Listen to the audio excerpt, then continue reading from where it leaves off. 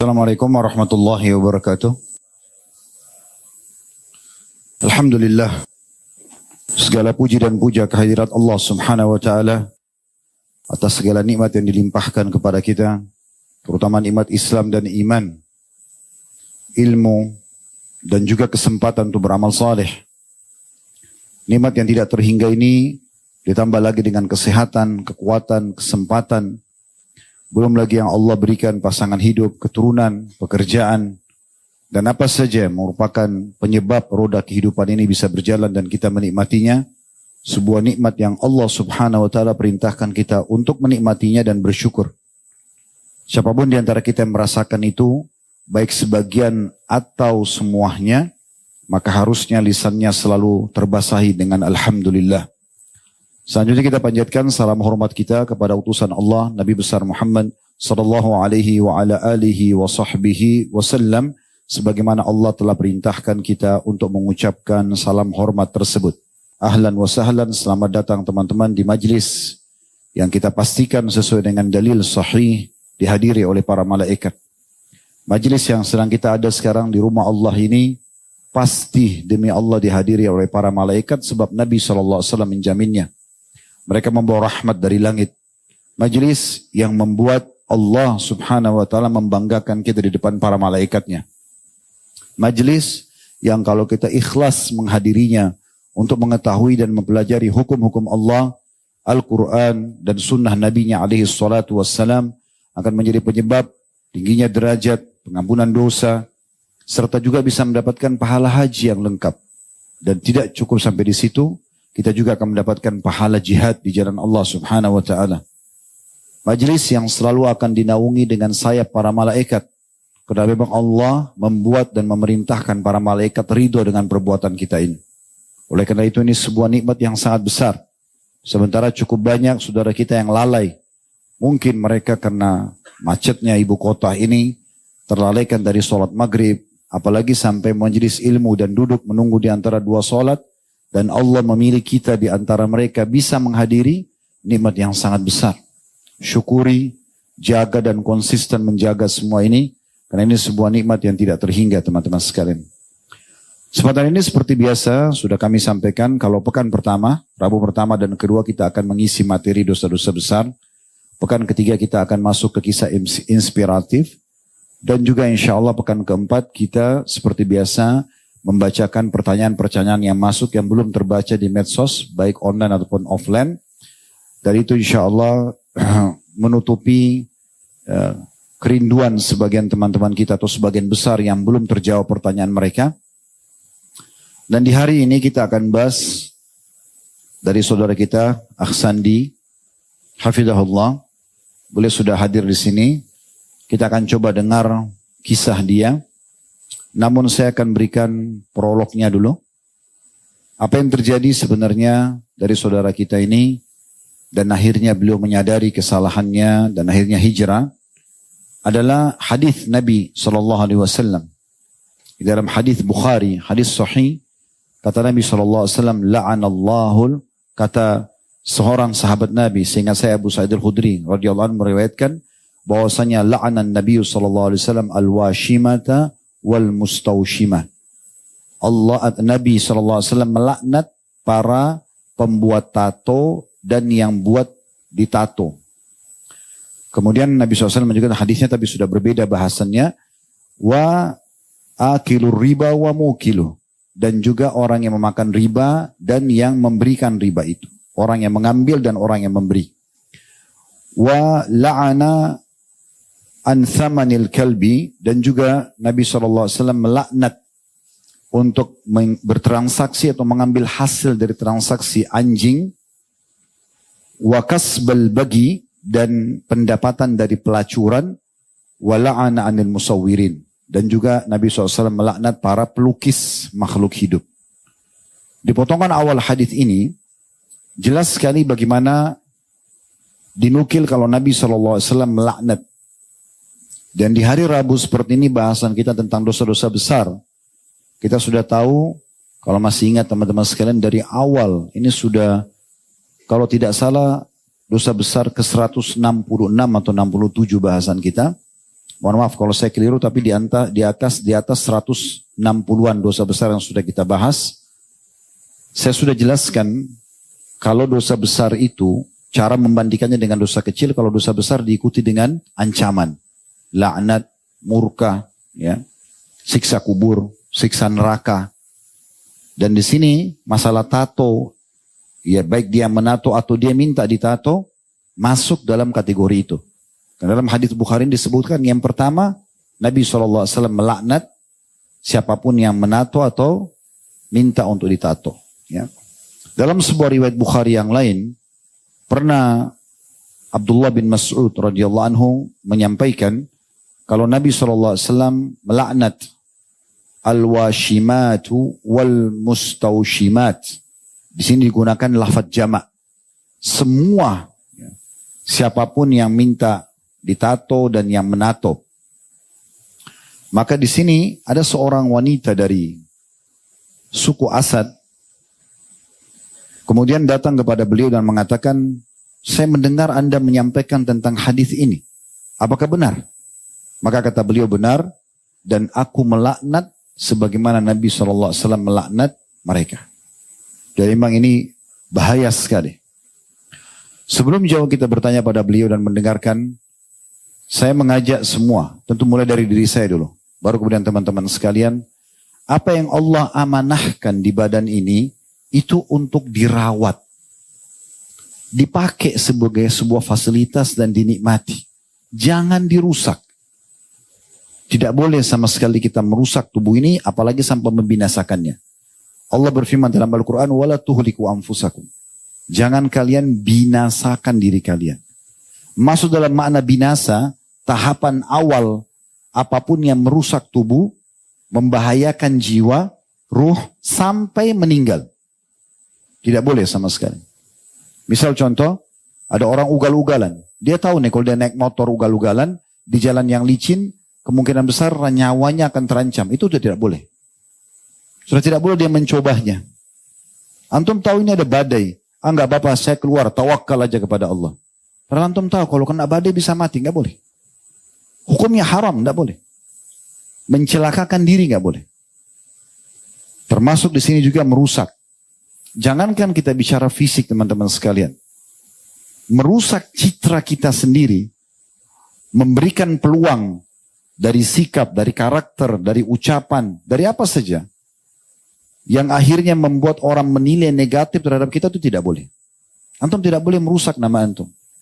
Gak boleh sengaja antum biarkan orang lain menilai karena penampilan kita tidak baik misalnya. Sengaja.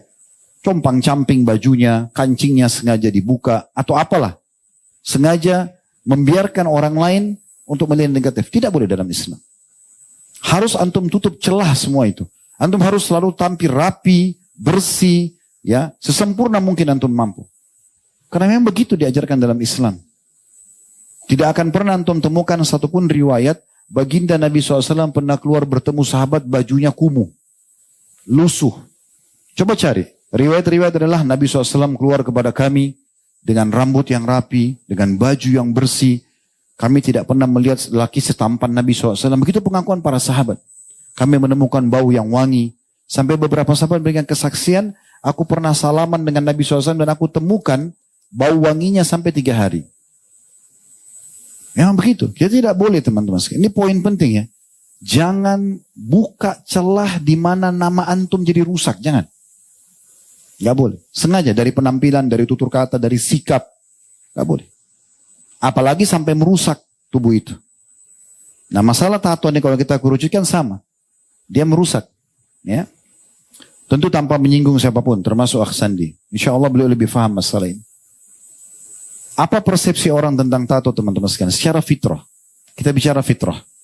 Ya. Maksudnya alaminya. Orang kalau pakai tato, tempatnya, ya mungkin kalau dengan masjid, majelis taklim sangat jauh. Bukan begitu kira-kira. Tapi mungkin ya, dengan jalan, maaf, orang preman misalnya ya, mungkin diskotik, bar, biasa sih. Jadi memang secara alami pun berbeda. Bahkan orang sudah pakai gamis, kopiah, Tapi pada saat ada tato, dia merasa risih sendiri. Alaminya begitu. Kenapa? Karena memang dasarnya tidak dibolehkan. Kenapa jenazah teman-teman sekalian dimandikan? Jenazah itu sebentar lagi masuk ke tanah, dimakan oleh tanah kan? Itu Nabi SAW sampaikan hadis dan kita harus yakini itu. Semua jasad kalian akan dimakan oleh tanah kecuali tulang ekor kalian yang darinya Allah akan bangkitkan kalian. Semua akan habis. Kenapa jenazah kita setelah dia mati, nggak taruh aja di kuburan, tutup tanah, selesai. Toh juga akan dimakan oleh tanah kan? Tapi apa Islam ajarkan? Mandikan.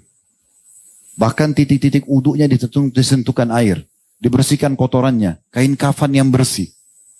Pakai daun bidara. Kalau kita sekarang bisa pakai sampo dan sabun supaya wangi. Jenazah ini sebentar lagi hancur. Kenapa? Karena kita akan kembalikan kepada pemiliknya. Jasad ini ada pemiliknya. Antum ini cuma dipinjamin. Nggak boleh dirusak. Nggak boleh. Ini salah satu sebab juga kenapa membunuh diri itu dosa besar. Nah, dia bukan pemiliknya. Kenapa dia mau bunuh dirinya? Sampai kata Nabi SAW kepada para sahabat, jangan kalian berharap mati. Mati pasti kan terjadi. Tapi Nabi bilang jangan kalian berharap mati. Kalau betul-betul sudah sangat susah keadaan dia. Ya, mungkin sudah sangat, mungkin tanda kutip dia putus asa. Mungkin dia terlilit utang yang banyak, mungkin dia kena penyakit kronis, tetap nggak boleh berharap mati. Nggak boleh. Kata Nabi SAW, kalau darurat sekalipun, maka ucapkan. Kita yang berdoa begini, ya Allah, hidupkan aku kalau kehidupan baik untuk aku. Dan wafatkan aku kalau wafat lebih baik buat aku. Ada pernah sahabat, senak penyakit sangat parah. Belum pernah orang Madinah kena seperti itu. Sampai akhirnya, tersebar satu Madinah, si fulan lagi kena penyakit, belum pernah orang kena seperti dia. Nabi SAW menjenguknya. Begitu Nabi lihat, pertama perkataan Nabi apa? Kamu ini ucapin apa? Doa apa yang kamu baca buat dirimu sendiri? Dia mengatakan, ya Rasulullah, saya berkata, ya Allah, kalau seandainya ada hukuman yang Engkau akan hukum aku dari dosa-dosaku di dunia, di akhirat sana, dahulukan di dunia. Jadi dia minta siksa akhirat didahulukan. Niatnya baik. Maksudnya supaya di akhirat tidak disiksa. Apa kata Nabi SAW? Maha suci Allah. Kenapa kau minta itu? Kau tidak akan mampu itu. Kita kena silat sedikit sakit, apalagi minta azab akhirat datang. Gimana ceritanya? Kan tidak mungkin. Kata Nabi SAW, kenapa kau tidak ucapkan Rabbana atina fid dunya hasanah wa fil akhirati hasanah wa qina adzabannar. Minta Allah kasih yang terbaik di dunia. Kalau sakit sembuhin, kalau bangkrut bisa bayar utang, bisa mulai lagi. Begitu. Tidak punya keturunan diberikan keturunan, tidak punya pasangan diberikan. Itu Rabbana atina fid dunya hasanah. Kalau ada dosa dimaafkan. Nah seperti itu. Di akhirat pun berikan yang terbaik ya Allah. Selamatkan dari api neraka, masukkan ke dalam surga. Ucapin itu. Ini kurang lebih prolognya ya, supaya kita faham seperti apa arahnya. Ya. Insyaallah Akh Sandi akan perkenalkan dulu dirinya pada teman-teman sekalian. Nama beliau walaupun tadi sudah saya sebutkan, mungkin ada nama lengkapnya, mungkin juga umur, akhi perlu disebutkan, antum juga tinggalnya di kota mana, mungkin itu dulu. Kemudian setelah itu kita akan tanyakan beberapa hal yang berhubungan dengan tato ini yang pernah beliau tekuni dan akhirnya beliau tinggalkan. Baik, contoh. Assalamualaikum warahmatullahi wabarakatuh. Waalaikumsalam warahmatullahi wabarakatuh. Perkenalkan, nama saya Sandi Widodo. Saya mantan pembuat tato. Umur saya 37 tahun. Saya tinggal di daerah Tangerang Selatan, Ustaz. Baik, mungkin teman-teman mau tahu Akh Sandi, apa pemicu awal sehingga antum ini mau bertato dan akhirnya menjadi pembuat tato ya? Ya. Baik, fadhal, mungkin teman-teman mau dengar. Awal itu saya suka musik, Ustaz. Awal saya suka musik. Itu dari umur berapa? Itu dari sekolah, Ustaz. Dari sekolah, SMP itu. Dari SMP. Saya suka musik, saya mengidolakan musisi-musisi. Saat itu musisi itu rata-rata bertato. Rata-rata bertato gitu. Karena saya menggandrungi musiknya itu rock gitu, Ustaz. Ya kan, saya lihat dari situ, wah keren kayak gitu ya kan. Cuman sebatas itu aja, Ustaz, ya kan. Setelah lulus sekolah itu saya itu mau sekolah musik gitu, Ustaz. Tapi nggak diizinin sama orang tua. Saya mau sekolah seni, nggak diizinin juga saat itu. Jadi saya tuh saat sekolah itu saya suka itu Ustadz, musik sama seni. Itu mulai dari SMP. Itu dari SMP Ustadz ya kan. Terus mulai mau masuk sekolah tadi ke sekolah musik, diizin sama orang tua, waktu kapan? Lulus SMA Ustadz. Lulus SMA. Ya, nah setelah itu saya sering kumpul lah sama pemain musik Ustadz. Ya kan di situ saya sering kumpul sama pemain musik, dan di salah satu teman saya itu ada pembuat tato Ustadz. Nah dari situ saya mulai intens main sama beliau Ustadz, main sama dia. Baik, sebentar, tahan dulu di sini. Teman-teman sekalian, ada tadi poin yang perlu kita garis bawahi. Pemikiran Ahsan di awalnya, setelah dia jadikan musisi sebagai idolanya, dan akhirnya mereka rata-rata bertato, muncul satu persepsi, ini keren. Ya enggak? Nah ini perbaikin nih. Ya. Pemahaman yang mengatakan orang kalau bertato itu keren, ini hapus dulu dari benak antum. Kita bicara lingkup muslim, ini di masjid ya. Saya tidak singgung siapapun di luar sana. Jadi enggak perlu pakai tersinggung, karena kita Indonesia yang suka tersinggung ya. Sedikit-sedikit tersinggung, oh si fulan bicara begini dia tersinggung. Kita sedang bicara tentang hukum awam kita. Karena Nabi melaknat. Persepsi apapun, tato itu dosa besar. Mirip sama zina dosa besar. Mirip sama riba dosa besar. Jadi kalau ada orang mengatakan zina keren, riba keren, boleh nggak? Nggak boleh. Sama tadi. Nggak boleh kita bilang itu keren, karena itu dosa. Keren itu ke masjid, itu keren. Hafal Quran itu keren, itu yang harus diingat. Soleh, soleha, hadir majlis itu keren. Nah ini persepsinya perbaikin dulu nih. Keren kita itu kepada agama kita. Jangan kepada pelanggaran, maksudnya hal yang dibolehkan. Itu poin penting ya. Sehingga jangan sampai kita salah dalam beranjak daripada satu titik ini, terus kemana-mana ini. Ya. Kita akhirnya menganggap itu keren, kita kemana-mana. Dan ingat, memang ini seperti satu kesatuan. Kalau bahasa saya sebenarnya itu seperti saudara. Ya. Memang musik kalau sama tato biasa aja. Memang itu satu kesatuan biasanya. Biasanya satu kesatuan juga itu dengan minuman keras, narkotika. Tidak semua ya, tapi biasanya begitu. Dan ini susah gabung dengan masjid ini. Masjid, majelis salim sama tato. Nyambung nggak? Enggak. Atau masjid, majelis salim sama minuman keras. Tiba-tiba ada orang masuk sini bawa minuman keras. Saya mau ikut ta'lim sambil minum. Hah? Nyambung nggak? Enggak. Tapi kalau naik di panggung mau konser, oh biasa aja itu. Malah kalau perlu untuk percaya diri minum kan gitu. Ternyata enggak ketemu ini. Ya, enggak ketemu. Oleh karena itu hati-hati. Mengidolakan seseorang akan membuat kita menarik apapun yang berhubungan dengan dia. Itulah tadi sebabnya. Karena mengidolakan ini dan muncullah musik dan ada tatonya, ini keren. Lalu dilakukanlah. Ini pemicu awalnya ya. Baik, Fadhal silakan. Apalagi yang mau disampaikan? Ya, lalu setelah itu saya intens main sama teman saya itu Ustadz. Yang pembuat tato pembuat tato itu Ustadz. Karena saya juga suka gambar kayak gitu. Jadi setiap teman tato saya itu dia ada klien ini minta gambar ini, dia minta tolong buat pesan gambar sama antum. Sketnya sama saya kayak gitu ya kan, saya buat sketnya lalu dia kerjain gitu. Sampai satu saat tuh saya mencoba mesin tato itu Ustadz. Saya coba mesin tato itu ya dari situ mungkin saya mulai karena saya buat gambar juga, terus saya dibayar juga kayak gitu. Oh, itu dijadikan profesi. Dijadikan profesi. Wah, nih sepertinya oke juga saat itu kayak gitu Ustadz ya kan, saya jadikan profesi Ustadz. Waktu itu umur berapa? Waktu itu antum kan ini rentetannya SMP mulai suka musik kan? Ya. Kemudian tamat SMA mau sekolah musik tapi tidak diizinkan sama orang tua ya? Ya. Oke, terus mulai masuk tadi berkenalan sama pembuat tato dan mulai akhirnya mau coba mesinnya, itu kapan? Itu sekitar tahun 2006 Ustadz. Ana lulus sekolah itu 2003. Lulus SMA maksudnya? SMA ya. Berarti 3 tahun setelah tamat SMA? Ya, 3 tahun setelah tamat SMA Ustadz. Ya. Terus akhirnya coba?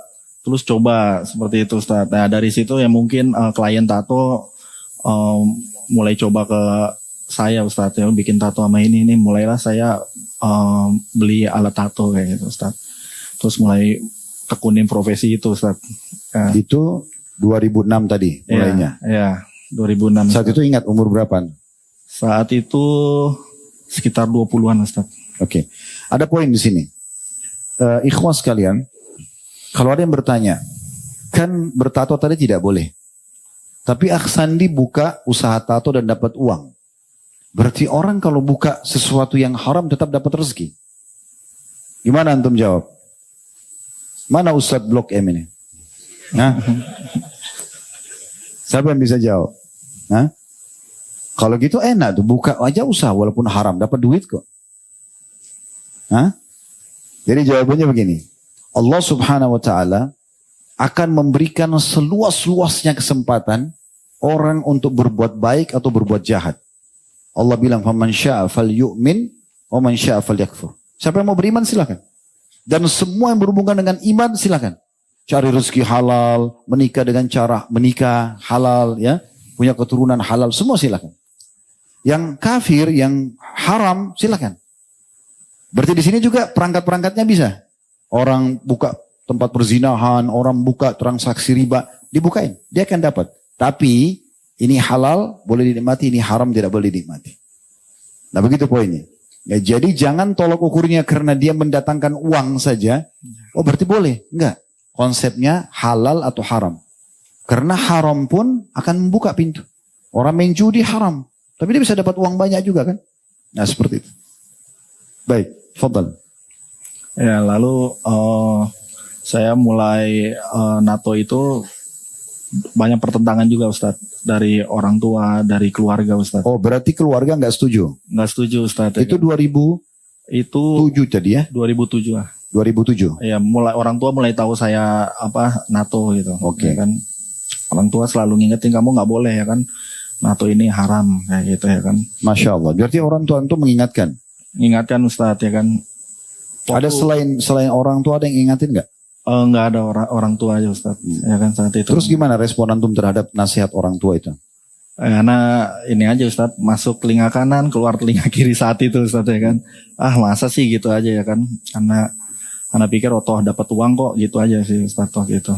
Nah setelah itu karena nggak diizinin itu sama orang tua, akhirnya anak keluar dari rumah Ustadz. Ya kan, anak keluar dari rumah, anak waktu itu ngontrak.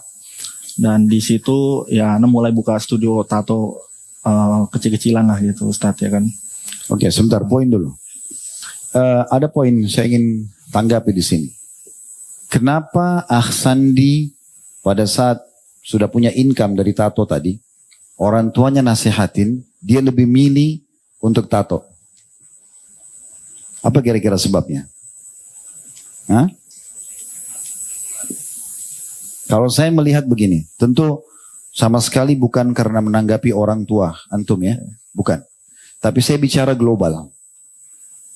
Ikhwas sekalian, saya pernah bicara masalah pendidikan anak dan saya akan sampaikan kepada antum walaupun di sini ada ikhwah yang belum menikah, belum punya anak, nggak masalah. Jadi sudah punya teorinya, gitu kan? Anak-anak itu teman-teman sekalian, jangan pernah berikan pilihan.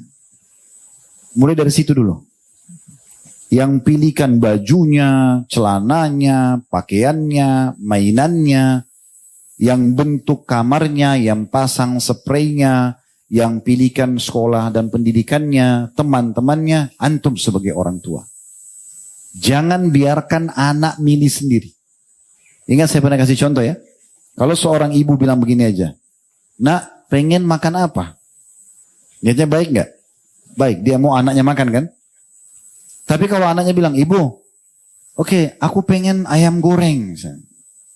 Ibunya bilang, "Baik, besok ibu masakin ya. Besok ibu buatin misalnya." Besok ibunya lupa. Si anak akan tanya nanti pas di meja makan, "Ibu, mana ayam gorengku?" Ibunya bilang, "Oh ibu lupa nak." Anak itu kira-kira bilang apa? Ibu ini. Boleh nggak bilang sama orang tua? Awalnya dari orang tua loh. Anak-anak itu banyak durhaka dan tidak patuh karena orang tuanya. Allah amanahkan anak kepada kita agar kita menjadi pengatur, walinya dia. Kita yang aturin.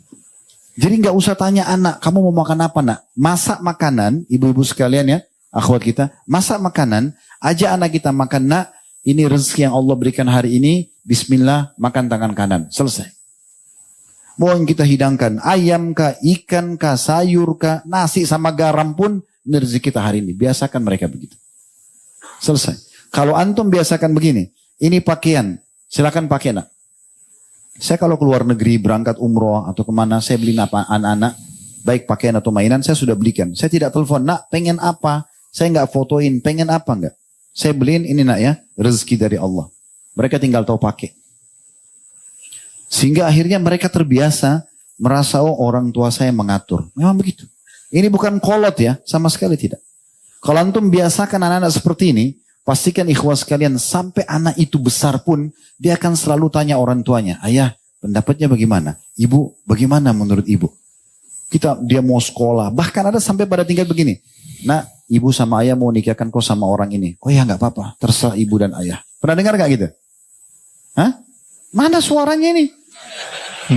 Hah? Masih hidup gak? Antum lagi bayangin keadaan antum apa nih? Hah? Senyap benar. Pernah dengar ya? Ada gitu kan? Ada juga enggak? Ah, enggak, saya enggak cocok, jangan itu. Ibu enggak usah ikut-ikutan. Ayah enggak usah ikut-ikutan, pilihan saya kan yang mau nikah. Ada juga gitu ya? Nah itu dari orang tuanya itu. Dari situ beranjaknya. Coba biasakan. Saya di rumah, kalau saya sudah mengatakan pada anak saya, tidak bisa, clear, selesai. Mereka akan dengar semua. Ada seorang ikhwah, pernah bergabung bersama kami. Kemudian dia lihat, anak-anak ini setiap jalan sama saya selalu, tol abati mau beli ini. Saya panggil saya abati itu ayah saya. Saya bilang enggak nak, itu enggak boleh. Udah, mereka enggak tanya kenapa. Sementara dia sendiri, Allah amanahkan satu anak, anaknya suka marah sama dia, nangis, rewel kalau tidak dikasih apa-apa. Sama saya kalau saya bilang enggak. Kalau antum lihat anak-anak itu semuanya begitu. Mas, Ustaz gimana caranya antum didik anak antum ya? Saya kalau dia minta sesuatu kalau saya tidak kasih sudah nangis, berontak-berontak, marah-marah. Ya antum biasakan kasih pilihan. Sekali dikasih pilihan, dia sudah merasa itu adalah konsep hidupnya.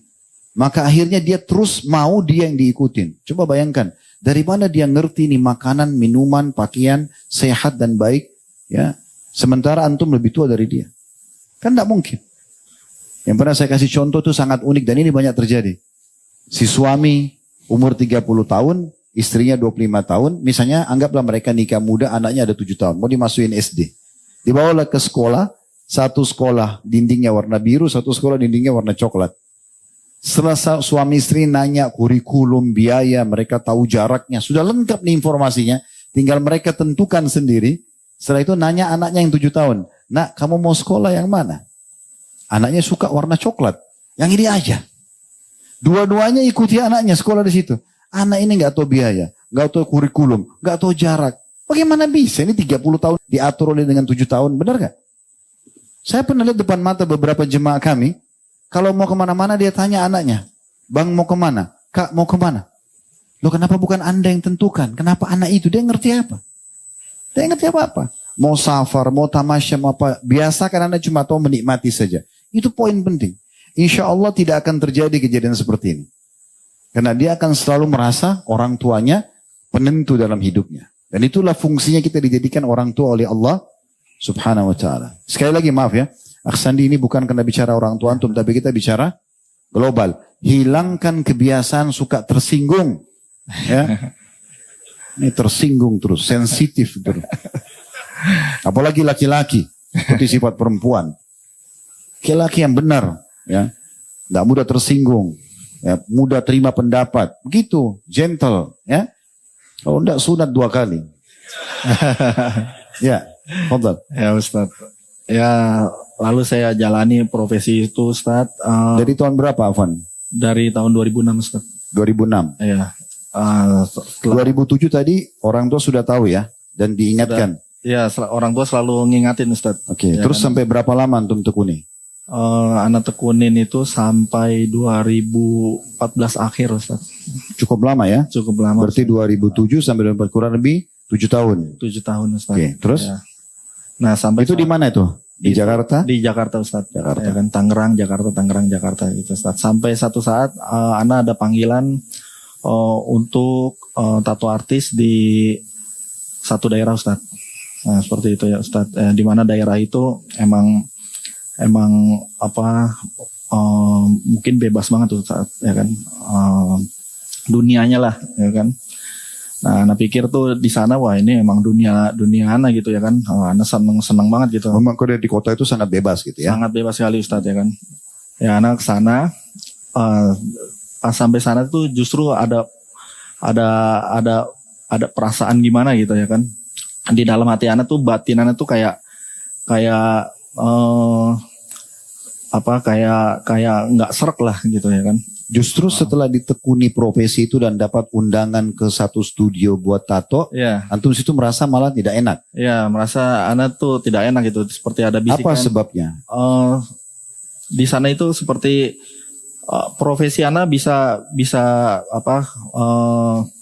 bisa bagus tapi seperti ya harus tinggalkan agama gitu Ustaz di sana. Tapi kan secara rasional antum memang sangat hobi di situ kan. Sangat hobi Ustaz. Terus antum dapat satu kota yang jauh dari orang tua, kemudian memang kehidupannya bebas, antum dapat income lebih besar. Ya betul Ustaz. Kenapa kok justru pada saat itu malah merasa muncul perasaan, ada pemicu apa kira-kira? Ada teman kah yang mengingatkan, ada sesuatu yang antum lihat menyadarkan? Ada sesuatu yang saya lihat saat saya masuk studio di situ di mana lafaz Allah disejajarkan dengan simbol-simbol agama yang lain Ustadz. Itu pemicunya. Itu pemicunya. Berarti Ustadz. awalnya antum lihat di studio itu ada lafaz Allah. Ya. Disejajarkan dengan simbol agama lain. Misal contoh seperti salib dan yang lainnya. Iya betul Ustadz. Ya. Oke, nah terus? di situ mulai anak tanya kan ini nggak bisa nih kayak begini ya kan nggak boleh. Tiba-tiba muncul itu. Tiba-tiba muncul itu. Nah di situ pertentangan lah dari teman-teman. Nah di situ anak makin gak nyaman gitu. Waktu itu antum sholat atau antum ibadah juga atau masih? Ibadah juga tapi bolong-bolong Ustadz. Masih Senin Kamis? Masih kadang Senin doang Ustadz. Oh kadang Senin. Berarti masih mending Anda bilang Senin Kamis ya. Baik. Terus akhirnya? Nah di sana tuh ada tuh kayak kangen banget mau sholat. Tiba-tiba muncul. Tiba-tiba itu ya kan. Tanpa ada yang ingatkan, tanpa ada yang ingatkan itu anak. Karena kamu mau nanya teman malu Pak Ustadz ya kan. Anak pernah nanya masjid di mana sih mau ngapain ya kan nanya masjid gitu. Tapi teman-teman itu bilang begitu. Iya ya kan. Ya kan wah ya kan jadi itu lingkar neraka bener tuh. Loh iya. Sekarang nanya temannya mau ke masjid, mau untuk apa ke masjid? Mau ngapa? Jadi selama tapi kalau tanya teman di mana diskotik ditunjukin. Hah? Ya seperti itu Ustaz. Terus akhirnya setelah lihat lafzul jalalah tadi tulisan Allah itu, terus berdebat sama teman-teman di situ. Ya berdebat. Antum minta supaya tidak ditulis, tidak ditaruh di situ. Ya supaya. Mereka maksudnya mau buat tato dengan nama Allah atau gimana? Nggak mungkin mereka menganggap semua agama sama Ustadz. Oh, semua agama sama. Ya, kalau anak tanya sih seperti itu sih jawabannya, semua agama sama di sini ya kan. Enak bener kalau begitu. Hah? Kita cari agama yang paling ringan. Kalau ada ibadah setahun sekali, mati masuk surga, enak kan? Oke. Ya dari situ mulailah makin gak nyaman kan Ustadz. Anak-anak nyari. Berarti kegelisahan muncul sendiri dalam hati dan. Gelisah banget sih Ustadz, ya kan muncul sendiri lalu ya keluarlah dari daerah itu Ustadz. Oh keluar. Sempat berapa lama di daerah itu? Nggak lama sih Ustadz, nggak sampai 1 tahun Ustadz. Tahun berapa itu? 2011 kok nggak salah. 2011. Habis itu kembali ke Jakarta lagi? Habis itu kembali ke Jakarta, tapi saya pulang ke rumah Ustadz. Oh sudah pulang ke rumah? Ya saya pulang ke rumah, ya orang tua kan senang ya kan, wah anaknya pulang ke rumah gitu ya kan. Tapi justru saya buat studio tato di rumah Ustadz. Kayak gitu Ustadz. Jadi bentrok lagi sama orang tua? Hah? Ya jadi ya orang tua ya gimana ya kan ngelihat ya kan, kata orang tua sholat yang penting sholat. Jadi anak tuh tetap sholat Ustadz ya kan, jadi mulai sholat. Jadi sambil buat tato azan berhenti gitu? Azan berhenti betul Ustadz. Oh Masya Allah. Ya. Udah mulai tengah-tengah, ini neraka ini surga. Iya Ustadz. Oke terus? Ya cuma kan. Itu berarti 2011 balik ke Jakarta. Balik ke Jakarta. Ke rumah, ya. Mulai buat studio tato di rumah. Mulai buat studio tato. Tapi sudah mulai sholat. Sudah mulai sholat Ustadz ya kan. Tapi masih di rumah juga Ustadz. Jadi kalau sambil tato tadi azan berhenti. Azan berhenti. Lanjutin habis sholat. Ya lanjutin habis sholat. Masya Allah. Ya lama kelamaan kan suka lihat. Berapa lama itu? Itu cukup lama sih Ustaz. Dari 2011 sampai Mungkin sekitar 2013-an. orang tua masih ingatin terus. Terus orang tua ingatin nggak boleh ya kan, karena dari awal juga ingatin juga orang tua, kamu jangan buat tato katanya, buat gambar makhluk hidup aja nggak boleh kamu. Ya. Masya Allah. Jadi, ya seperti itu ya. Nah terus Sekarang orang tua masih ada ya?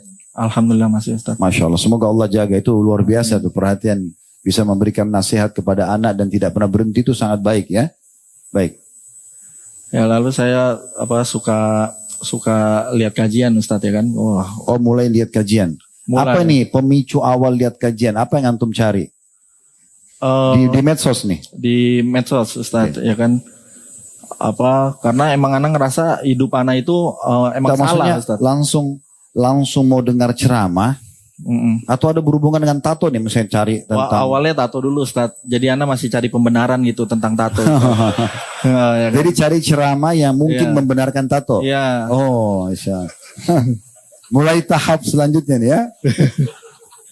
Ternyata nggak ada Ustaz. Memang nggak boleh. Jadi nggak ada satupun penceramah yang membolehkan. Nggak ada Ustaz. Mungkin antum kurang cari barangkali. Iya.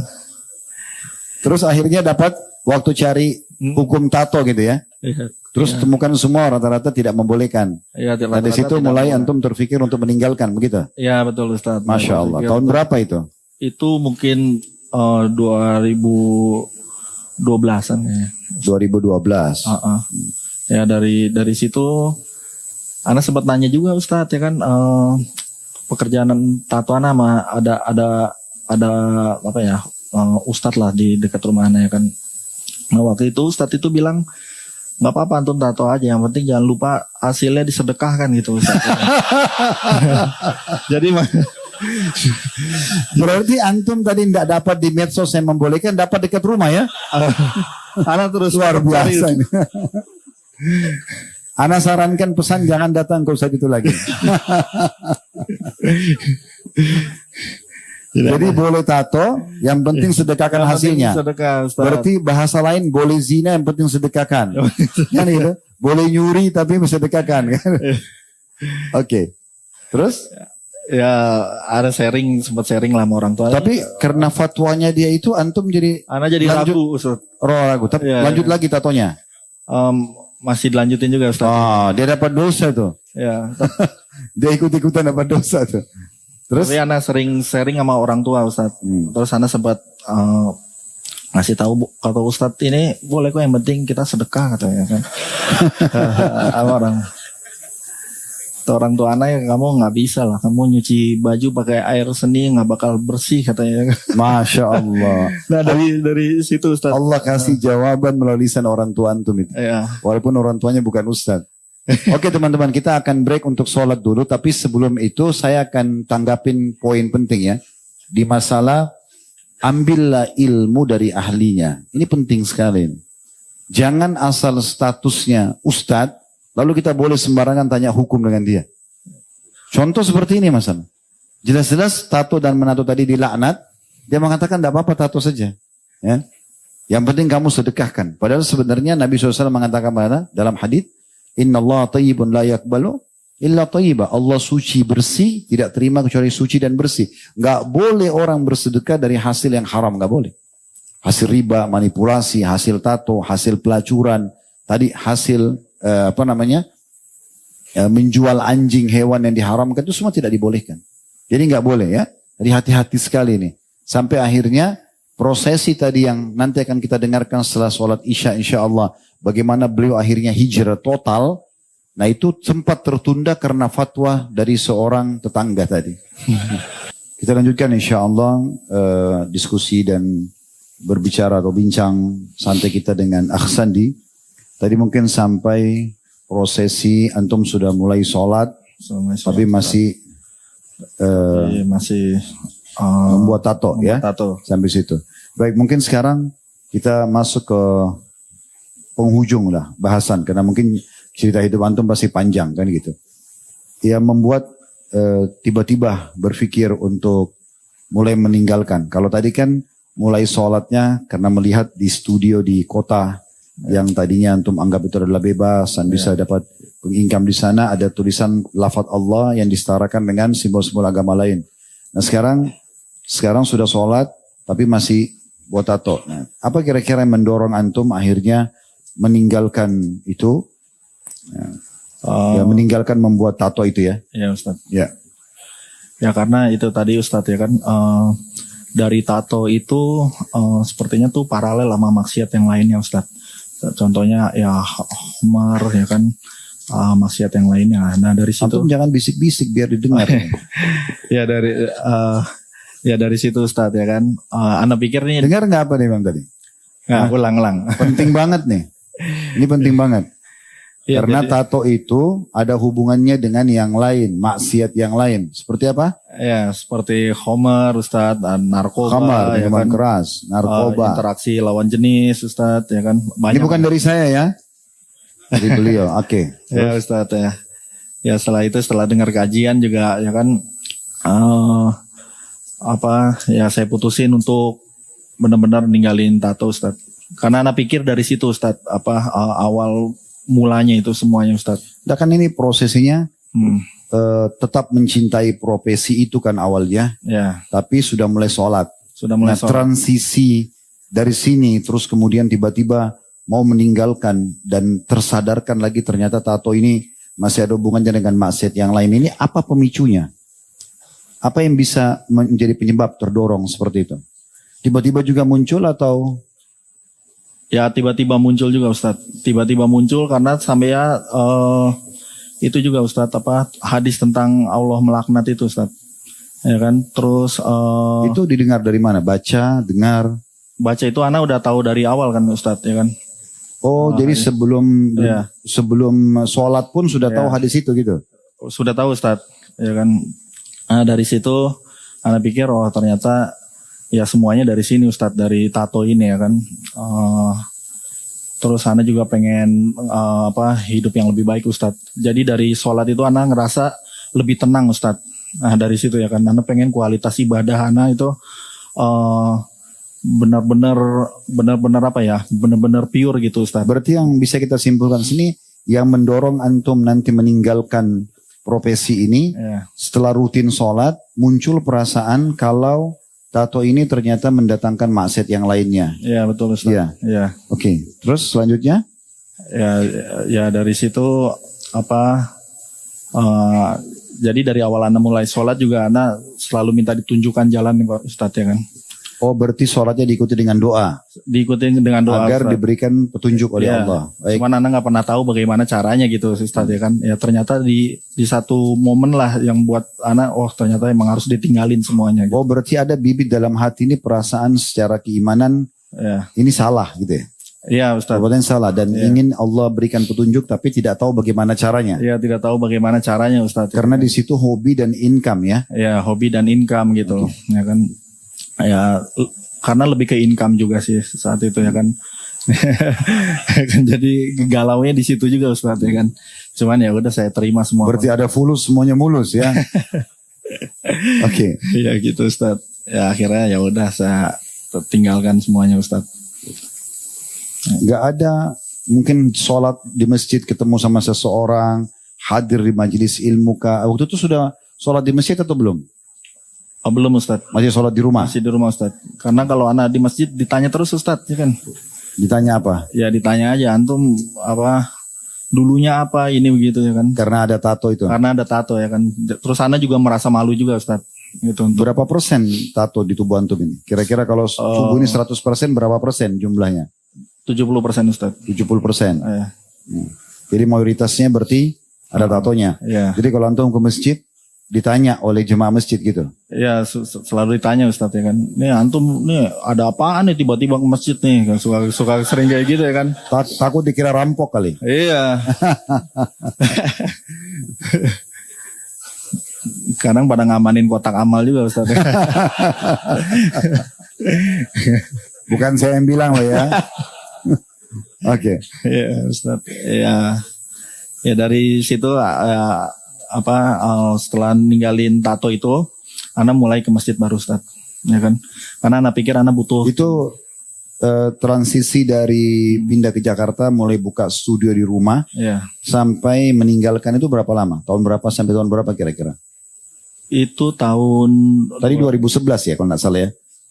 2013-an Ustaz. 2013. 2013-an itu. 2013 itu meninggalkan Ustaz. atau dari 2013 itu ya. Ya. Baik, jadi di sini poinnya mungkin teman-teman sekalian, karena kita coba ambil benang merah saja ya, tentang masalah sholat di sini. Karena tadi kan kita tidak mendengarkan dari beliau pemicu yang lainnya. Ada sebagian orang mungkin dinasihati oleh temannya, dia dengarkan ceramah ustadz atau apalah ya. Tapi di sini kan memang murni dari sholat yang dia rutin kerjakan, dia ikutin juga dengan doa karena ada kecamuk dalam hati kalau ini perbuatan salah tapi ingin diberikan petunjuk sama Allah seperti apa. Ini sesuai dengan firman Allah Subhanahu wa taala, "Inna sholata tanha 'anil fahsya'i wal munkar." Salat itu bisa menjadi pencegah terhadap perbuatan keji dan kemungkaran. Nah, salah satunya begini. Adanya perasaan orang yang suka salat itu takut kalau mau buat dosa atau dia buat dosa. Itu berarti sudah semakna dengan ayat tadi. Ya. Baik, selanjutnya setelah antum mulai tinggalkan, kan ini sumber income nih. Ya Ustaz. Ya. Apa yang antum lakukan nih? Dari dua hal mungkin. Yang pertama, income, pengganti income-nya, apa yang antum alihkan nih? Dari profesi membuat tato yang akhirnya di situ antum hidup kan? Ya. Sekarang ditinggalkan ini berarti kan harus ada sumber income yang lain kan? Ya. Itu satu. Yang kedua, setelah antum tinggalkan tato, mungkin ada karena tahu ini kesalahan, merasa bersalah ya. Ya. Lalu apa yang antum lakukan nih untuk menutupin perasaan salah antum dengan tato ini? Misalnya apakah antum membantu orang-orang untuk meninggalkan tato atau menghapusnya misalnya? Tolong silakan. Ya, saat itu saat Ana ninggalin tato itu Ana buka usaha lain Ustaz. Ana ikhtiar buka percetakan Ustaz. Percetakan. Ya, buka percetakan. 2013 itu. 2013 itu Ustaz, Ana buka percetakan di rumah. Setelah itu Ana nikah Ustaz. Masya Allah. Ya, setelah itu Ana nikah karena Ana pikir Ana butuh pendamping Ustaz ya kan. Karena Ana benar-benar ninggalin teman-teman semua Ustaz ya kan. Ana pikir kalau nggak. Dan insya Allah wanita ini beragama ya. Insya Allah Ustaz beragama Ustaz. Setelah itu mungkin Ana ngerasa bersalah saat itu Ustaz. Pertama Ana ngerasa bersalah sama diri Ana sendiri Ustaz ya kan. Gimana Ana udah mendato badan Ana, terus Ana mikirin juga gimana orang-orang yang Ana tatoin kayak gitu ya kan.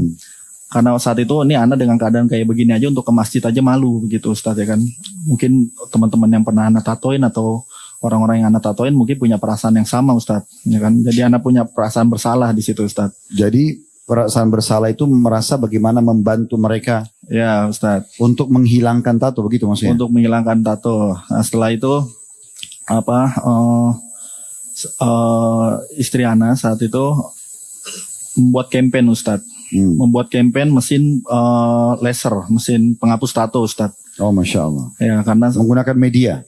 Menggunakan media saat itu ya kan. Media atas nama antum atau atas nama istri? Atas nama Ana. Okay. Jadi saat itu Ana pikir, Ana udah tahu kalau hapus tato ini metode yang paling bagus itu hanya dengan laser aja Ustaz ya kan. Tapi kan biayanya agak besar, biayanya besar ya kan. Nah saat itu istri saya inisiatif untuk kumpulin donasi. Ya kumpulin donasi, kita beli alat laser, kita gratisin buat semua orang yang sudah hijrah gitu Ustaz. Jadi kita simpulkan ya, transisi income yang didapatkan dari pembuatan tato, antum ubah buka percetakan. Buka percetakan Ustaz. Terus kemudian karena poin yang kedua tadi, karena merasa tato ini perbuatan yang salah dalam agama dan antum ingin tinggalkan, tidak sampai di situ, tidak hanya tinggalkan, tapi bagaimana membantu teman-teman yang sudah terlanjur bertato bisa menghapusnya. Ya betul Ustaz. Terus istri antum bekerja sama dengan antum untuk ngumpulin donasi, membeli alat laser, dan akhirnya dibuat hapus tato gratis. Ya betul Ustaz. Okay. Mulai dari kapan itu? Kira-kira tahun berapa itu? Itu dari 2017 Ustaz. 2017 sampai sekarang. Sampai sekarang. Ya Ustaz. Selain percetakan ada pekerjaan yang lain? Sekarang percetakan udah enggak Ustaz. Oh sudah tidak? Sudah enggak Ustaz. Ana sekarang buka kuliner Ustaz. Oh kuliner. Ya. Apa jual apa? Makanan apa? Jual mie ayam Bangka Ustaz. Mie ayam bakar. Ya. Baik. Tanya alamatnya di sini ya. Rame-rame beli. Ya silakan. Baik, jadi berarti antum mulai cari income yang halal menurut antum. Ya, insya Allah. Kemudian juga antum membantu untuk menghapus tato gratis. Ya, Ustaz. Sampai sekarang donasinya masih dibuka. Sampai enggak waktu udah enggak Ustaz. Sudah enggak lagi. Oke, sekarang mesin yang didapat dari hasil donasi itu berapa banyak?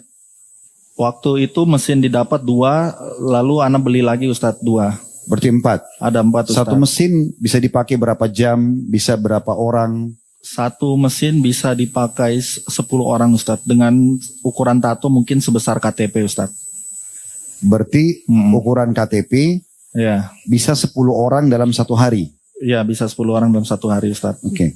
Berarti kalau dia punya banyak misalnya, antum kasih batas misalnya cuma bisa ukuran KTP atau bisa nggak apa-apa satu badan misalnya dibantu. Ana kasih batas sih Ustaz. Batas. Ya kan ana kasih batas nanti dia bisa datang. Berarti sekarang setelah alat datang antum buka pendaftaran. Siapa yang mau hapus satu gratis gitu? Ya saat itu Ustaz. Masya Allah. Berapa orang pendaftarnya? Waktu itu ada 1.400 Ustaz. Masya Allah. 1.400 orang mendaftar ingin menghapus tato gratis coba. Berarti kan secara fitrah orang pada tahu itu salah. Ya. Terbukti mereka akhirnya menghapusnya. Jadi yang baru mau coba tato nggak usah. Ya. Nggak perlu coba. Nanti antum nyesal juga. Walaupun ada hapus tato gratis ya. Ya betul Ustaz. Baik. Dalam menghapus tato ini ada fatwa ulama yang berbeda pendapat. Ya. Tapi yang saya simpulkan, yang pernah saya tanyakan ke beberapa masyayikh dan ulama, kalau menghapus tato itu mendatangkan mudarat yang besar, merusak tubuh misalnya ya, atau membuat makin buruk, atau membuat dia malah cacat fisik, maka itu nggak boleh. Dia cukup taubat nasuha kepada Allah, udah dia tidak lagi mengulangi perbuatannya. Tapi kalau terdapat, apalagi dengan di masa kita sekarang teknologi canggih ya. Tadi misalnya dengan laser. Nanti kita akan dengarkan dari beliau seperti apa efek menggunakan laser itu. Misalnya merusak berapa persen kah atau berapa banyak ya secara persentase ya yang bisa dihapus tato itu misalnya. Nah ini kalau seandainya ada teknologi canggih yang membuat tato itu terhapus dan tidak sampai ya merusak fisik yang parah ya atau membuat cacat, berarti boleh ya. Karena kita ingin menghapus jejak dan bekas daripada perbuatan salah kita. Seperti itu kurang lebih. Baik, sekarang alat yang antum pakai. Masya Allah ya, tadi Ustaz. Ukuran KTP tato berarti bisa 10 orang satu hari. Iya Ustaz. Dari 1.400 orang ini, berarti alat itu dipakai sehari 4-4-nya atau satu hari satu alat dipakai? Awal itu Ana punya 2 alat aja Ustadz. Satu hari itu Ana nggak tahu Ustadz ada kapasitas alatnya gitu. Jadi Ana pakai aja udah ya kan. Jadi artinya bisa lebih dari 10 orang. Bisa lebih Ustadz ya kan. Tapi belum sampai seminggu rusak saat itu Ustadz. Nah, seperti itu Ustadz ya kan. Oh ternyata ada kapasitasnya gitu. Nah dari situ mulai Ana batasin. Oh tidak sempat dipelajari memang. Kan biasa kalau kita beli alat itu kan ada Ustadz, trainingnya ada ya kan, tapi untuk alatnya kita nggak dikasih tahu Ustadz ya kan. Kita nggak dikasih tahu. Jadi Masya Allah karena semangat antum ingin membantu orang. Ya betul Ustadz. Akhirnya berapapun masuk boleh. Berapapun Ustadz ya kan. Antum ingat kira-kira jumlah berapa maksimal yang pernah dalam satu hari antum hapus satu orang? Ukurannya? Enggak, maksudnya orang yang ikut. Oh bisa sampai 20 orang Ustadz. 20 orang. Iya. Masya Allah. Pernah pada saat mereka lagi hapus tato antum tanya kenapa mau hapus tato? Ya selalu, ya. Coba kira-kira di antara jawaban sekian puluh orang ini yang sudah antum hapus tato, ada nggak jawaban yang menarik buat antum berhubungan dengan masalah agama? Misal ada yang merasa ini, karena ini dosa misalnya, atau apa? Mungkin ada yang disuruh sama orang tuanya. Semua sih nggak semua ya, rata-rata itu ikhtiar mereka Ustadz. Ya kan? Ikhtiar mereka karena merasa itu salah. Karena mereka merasa itu salah dan mereka ingin punya hujah kelak di akhirat Ustadz. Oh Masya Allah. Baik, berarti ini rata-rata orang-orang memang yang mau taubat ya? Ya memang khusus orang-orang. Oke, dari 1.400 orang itu semua berhasil antum bantu atau masih? Enggak juga Ustadz. Jadi butuh istiqomah juga Ustadz. Jadi karena emang harus rutin, nggak bisa sekali treatment langsung hilang itu nggak bisa. Oh, alat ini tidak bisa langsung menghilangkan. Tidak bisa Ustadz. Berapa satu kali sekali treatment itu bisa berapa persen kira-kira tato itu bisa hilang? Sekali treatment itu mungkin tergantung kondisi tato juga Ustadz. Kalau warna itu sulit. Yang paling mudah itu tato warna hitam. Terus tergantung tingkat kedalaman tintanya juga Ustadz. Jadi kita bisa atur frekuensi alatnya. Misal. Jadi kita ambil begini. Misalnya secara persentase yang paling low, yang paling sedikit itu bisa sekian persen. Kita bicara satu treatment ya. Dan yang maksimal bisa sekian persen. Misalnya minimalnya 20%, bisa ada yang maksimal sampai 70% misalnya. Ya, minimal 20%, maksimal bisa sampai 70% dengan bisa kondisi tepat tertentu. seperti yang saya bilang, padahal saya nggak tahu loh itu. Oh iya benar. Masya Allah. Saya cuma kira-kira aja. Tapi antum bukan ciplak perkataan anak kan? Enggak Ustaz. Baik, jadi kira-kira dari 1.400 itu kira-kira saja. Berapa orang yang berhasil dibantu? Oh, lumayan banyak juga Ustaz. Ana nggak kurang tahu gitu. Maksudnya jumlahnya. Tapi agak lumayan banyak karena itu sekitar 2 tahunan itu terus berjalan aja Ustaz. Ya kan hampir setiap hari. Gitu. Sampai hari ini? Sampai hari ini Ustaz. Oh Masya Allah. Mungkin hari ini udah ada yang lebih dari 5 kali, ada yang lebih dari 10 kali ya. Mereka kadang udah ya udah. Oh tidak di list misalnya orang ini datang yang kedua kali atau yang ketiga kali? Awal saya list Ustaz. Nah list pertama itu semua selesai semua Ustaz. Mungkin sekitar 100 lebih kayaknya Ustaz. Ya. Kalau antum butuh teman-teman tenaga yang mau sukarela, buka, bisa. Silakan. Kalau misalnya ada yang mau sukarela membantu, Insya Allah buka Ustaz. bisa. Silakan Ustaz. Baik, itu ikhwah, siapa yang mau bantu ya? Mau ikutan, bukan buat tato, hapus tato. Ustaz. Ya. Maka insya Allah beliau membuka diri untuk itu. Ya. Taib, Akhsandi, jazakallah khair. Mungkin pertanyaan terakhir kita, apa yang antum lakukan supaya antum bisa istiqomah? Sekarang kan antum sudah transisi nih dari sholatnya masih Senin saja, akhirnya jadi rutin. Terus kemudian antum tadinya pembuat tato jadi tinggalin, malah sekarang menghapus gitu kan. Apa kira-kira yang antum lakukan secara pribadi sehingga membuat oh ya bisa konsisten mempertahankan ini? Yang Anda lakukan itu terus memohon pada Allah Ustaz. Berdoa pertama. Berdoa Ustaz. Ada yang lain? Mungkin memilih teman Ustaz. Memilih teman-teman. Memilih teman itu kalau untuk anak pribadi itu sangat berpengaruh sekali Ustaz. Jadi anak tinggalkan teman-teman yang emang jauh dari agama. Jauh dari agama. Anak cari teman-teman yang membantu anak dunia akhirat Ustaz. Masya Allah. Ada lagi yang lain selain doa sama teman-teman? Antum hadir di majelis ilmu? Hadir Ustaz. Mulai kapan? Mulai aktif di majelis ilmu? Itu ada efeknya nggak kepada istiqomah antum? Oh ada Ustaz. Ya, ada. Justru itu sangat besar sekali Ustaz efeknya kan. Berarti ini bisa masuk ke poin istiqomah antum ya? Ya selain berdoa, antum cari teman-teman dan juga hadir majelis ilmu. Majelis ilmu Ustaz. Kira-kira secara hitungan hari, kalau satu pekan itu 7 hari, berapa hari antum hadir majelis ilmu? 1 minggu 1 kali Ustaz. Seminggu sekali? Ya. Di sini atau di tempat lain? Di tempat Anda Ustaz. Di Tangerang Selatan daerah. Oh Masya Allah di sana. Ya. Baik. Alhamdulillah. Tapi jazakallah khair. Mudah-mudahan teman-teman kita bisa ambil pelajaran dari apa yang beliau sampaikan. Dan insya Allah semoga Allah subhanahu wa ta'ala kita doakan membuat Akhsandi istiqomah. Amin. Dan juga kita semua di sini. Serta bagi teman-teman yang belum mendapatkan hidayah di luar sana. Semoga Allah berikan hidayah. Dan bisa kembali ke jalan Allah subhanahu wa ta'ala.